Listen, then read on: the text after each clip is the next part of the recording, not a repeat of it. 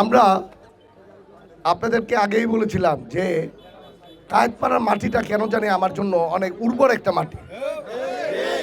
আমার নমিনেশন যখন হয়েছে তখন আমি ছিলাম কায়েতপাড়ায়, যখন আমার নমিনেশনটা টাইপ হচ্ছিল তখনই আমি বলছিলাম আমি সংসদে গেলে প্রথম আমি কায়েতপাড়ার মানুষের জন্য কথাটা বলবো। আপনারা দেখেছেন যে কায়েতপাড়ার মানুষের জন্য যে একটি ব্রিজ হলে ঢাকার থেকে সবচেয়ে কাছে হয়ে যায়, এই ব্রিজটাকে বন্ধ করে রেখেছে কয়েকটি সংস্থা মিলে বন্ধ করেছে। আপনারা জানেন এটা, যাদের এগেন্সে কেউ কোনো কথা বলতে সাহস পায় না।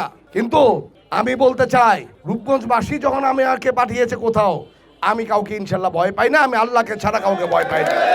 তাই আমি চেষ্টা করছি যাতে ওই ব্রিজটা আপনাদের অতি শীঘ্রই যাতে করার জন্য রোডস অ্যান্ড হাইওয়েতে কথা হয়েছে ইনশাল্লাহ।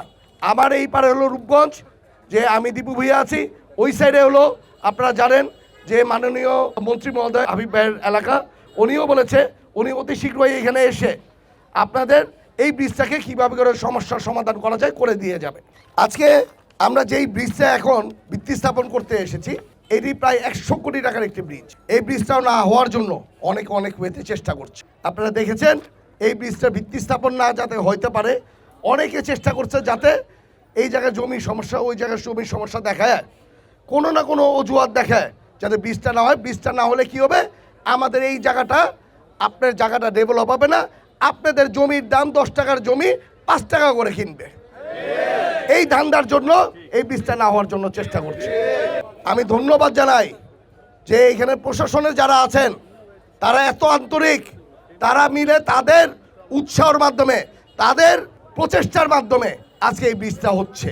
ইভেন অতি শীঘ্রই, মানে বাংলাদেশের আমার জানা নাই 2 মাসের মধ্যে কোথাও 100 কোটি টাকার ব্রিজের ভিত্তি স্থাপন হয়েছে আমার জানা নাই, কিন্তু এটা রূপগঞ্জবাসী, আপনারা কায়েতপাড়ার মানুষ এটা পেয়েছেন।